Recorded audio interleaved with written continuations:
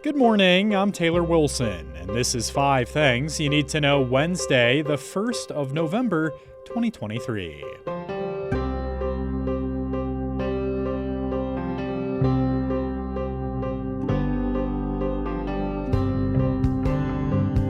Today, the aftermath of an Israeli airstrike on a Gaza refugee camp. Plus, we hear one family's story to free relatives who were taken hostage by Hamas. And we look at how abortion might play a major role in next week's elections.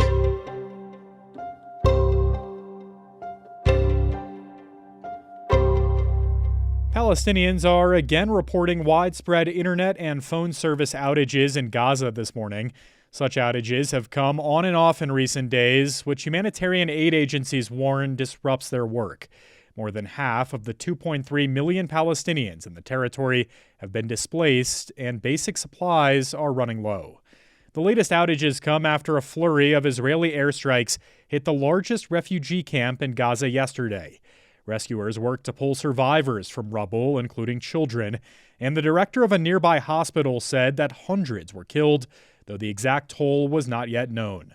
The Israel Defense Forces said they struck a Hamas stronghold and killed Ibrahim Biari, someone they describe as one of the leaders of the October 7th Hamas attack in Israel. Meanwhile, the U.S. now has a designated ambassador to Israel after the Senate voted yesterday to confirm Jack Lew to the position. Lew previously served as Treasury Secretary under former President Barack Obama. The U.S. has not had a designated ambassador to Israel since Thomas Nides left the position over the summer. And yesterday, intelligence officials warned a Senate panel that Americans could be targeted in the U.S. by terrorist groups in the Middle East, inspired by the Israel-Hamas war. Multiple foreign terror groups have called for attacks against Americans, according to officials. They include Al-Qaeda, with one of its more specific threats in years, the Islamic State urging followers to target Jewish communities in the U.S. and Europe, and Hezbollah threatening to attack U.S. interests in the Middle East. An American family is working to free Israeli relatives taken hostage by Hamas last month. I spoke with USA Today White House correspondent Joey Garrison about their fights and many of the frustrations and worries the family is experiencing. Joey, thanks for hopping on. Hey, thanks for having me on, Taylor. Joey, what do we know about what initially happened that led to their kidnapping? Yeah, so I went up to New York a week ago and talked to one of these family members, Alana Zaitchik. She's 38 years old, lives in Brooklyn, and her brother Liam have 6 relatives who lived or live in Israel near the Gaza Strip. They're used to violence over there. And of course, in their community, they would often get red alerts. And so on that morning on October 7th, Alana woke up and was very worried, concerned about her relatives there. Well, she starts communicating via text on WhatsApp and finds out that they did go missing. And she gets a call from her mother, and she recounted this call, and it's a very horrifying experience to hear. And the last that they have seen of their family members was a photo that went on TikTok, a video showing her cousin and her cousin's husband on the back of a truck taken by Hamas. Now, that changed, however, on Monday of this week. Hamas released a video showing 3 of the hostages, including one who was speaking. That one individual who was speaking was her cousin Danielle, who was among those 6 family members of hers that went missing. So they saw her. That was, of course, a horrifying experience to see. Alana believes her sister was in anguish. She looked malnutrition, loss of weight, but at least she knows she is alive. And Joey, at this point, what is the Zaitchik family doing, whether it be on social media, whether it be working with elected officials, to try to get their relatives freed? Well, really, it's a matter of raising awareness here in the U.S. These are an unusual situation, but not totally unique among a lot of these more than 200 hostages, where they are family here in the United States, but their immediate relatives, these are the children of Alana's mother and their kids, their first cousins, they live in Israel. Alana's parents, her mother moved to the United States when her mother was 24 years old, settled a family here. So for her, it's raising awareness and trying to bring that message to President Biden that, hey, yes, obviously we understand you're going to prioritize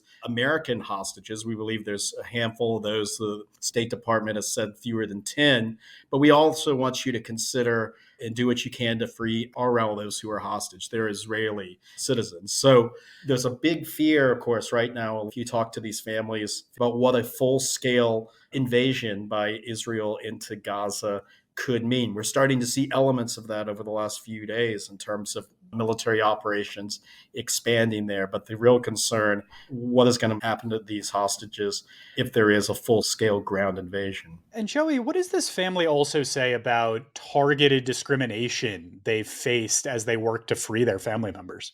Well, yeah, I was talking to Lana, and she had, growing up, had heard some anti Semitic phrases like in college. She told me of one, but really in the new social media era, it's opened up kind of a flood wave of anti Semitic discrimination that's really targeted a lot of people of Jewish ancestry when they make remarks on social media, et cetera. And so there's a lot of, I think she used the word loneliness and feeling of abandonment right now, as those sentiments are kind of front and center right now. Are we seeing or hearing any progress on the front to free their relatives at this point? Well, the Biden administration, understandably, is pretty tight-lipped when it comes to what they're doing to get hostages out and whether they're making progress. So we don't really know. I mean, and you understand that they don't want to compromise any of the negotiations that are happening. There's so far been 4 hostages that have been released: 2 Americans, 2 Israelis, and there's been a 5th hostage that Israel says it rescued from Gaza during the recent ground invasion. Now, what we can tell about the hostages released so far is Qatar has been involved in terms of being kind of the intermediary between the United States and Hamas. That's one thing we seem to know in terms of how this process is going. And what's so frustrating for Alina Zajcik and her family is they don't know where their family members are. 3 of them are children, 2 or 3-year-old twins. One is 5 years old. They don't know whether they're all together, whether their children are with their respective mothers. It's a real agonizing fight right now for people. And there's, hundreds of them across the country trying to get out their respective family members. Joey Garrison, thank you so much for sharing this story. Really appreciate it. Hey, thanks a lot. The share of older Americans with debt has nearly doubled in 30 years. Among Americans aged 75 and older, 53% carried debt in 2022, compared with just 21% in 1989. That's according to the Federal Survey of Consumer Finances released this month. And they're carrying debt across a broad range of categories, from mortgages to equity lines of credit and even student loan debt. Seniors don't hold more debt than other Americans, but they may face a steeper challenge in repaying it. They're more likely to live on fixed incomes and to face rising healthcare expenses. You can read more with a link in today's show notes. Abortion figures to be a major issue at next week's elections around the country, and that's particularly true for younger voters. I spoke with USA Today Congress, Campaigns, and Democracy reporter Savannah Kuchar for more. Savannah, thanks for hopping on 5 Things. Thanks for having me.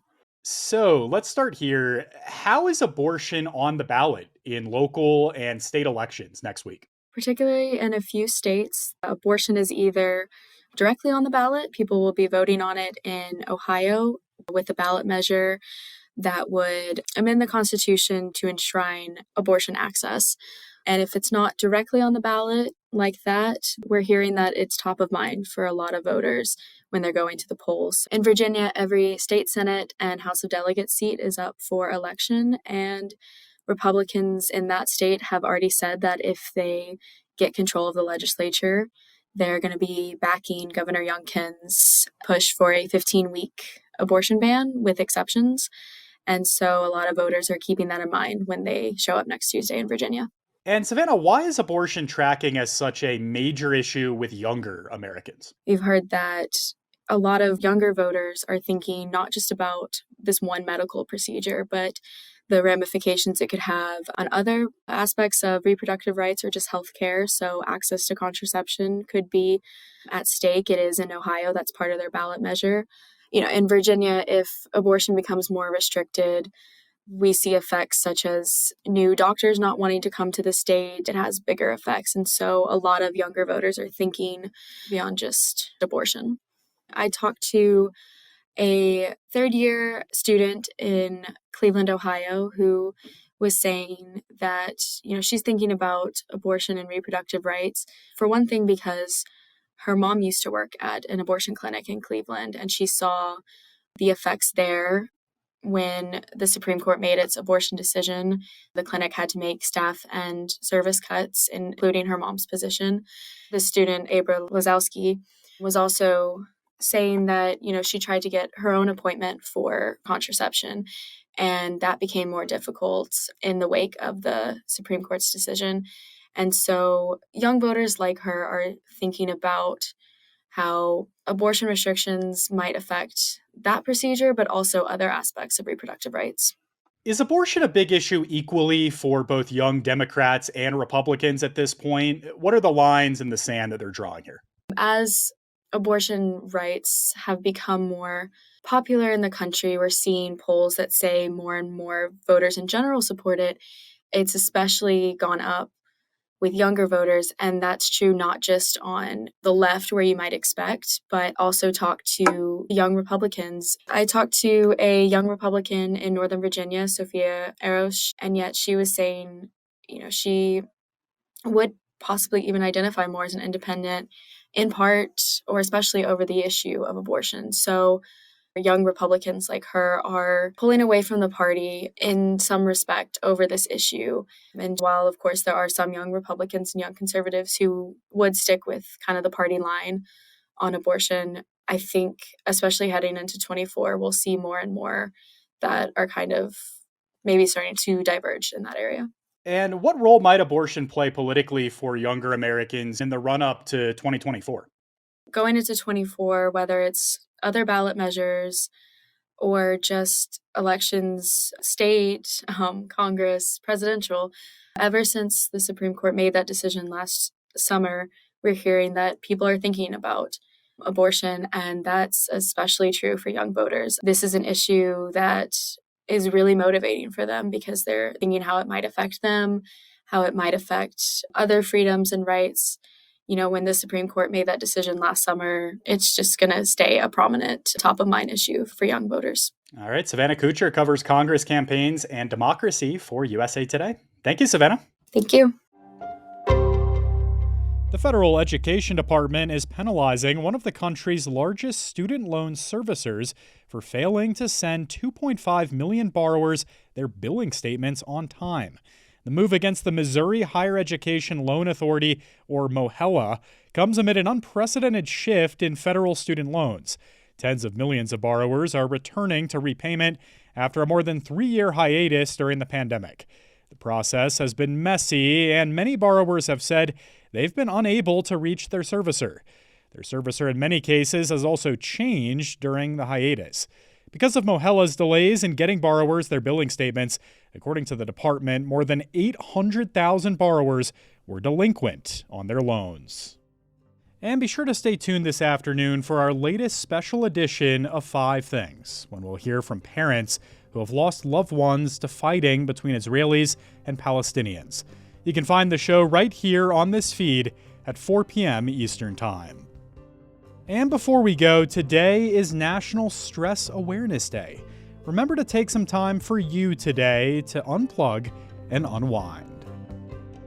Thanks for listening to 5 Things. You can find us every day of the week on Google Podcasts, Apple Podcasts, Amazon Music, Spotify, or wherever you get your audio. If you have any comments, you can reach us at podcasts@usatoday.com. I'm Taylor Wilson, back tomorrow with more of 5 Things from USA Today.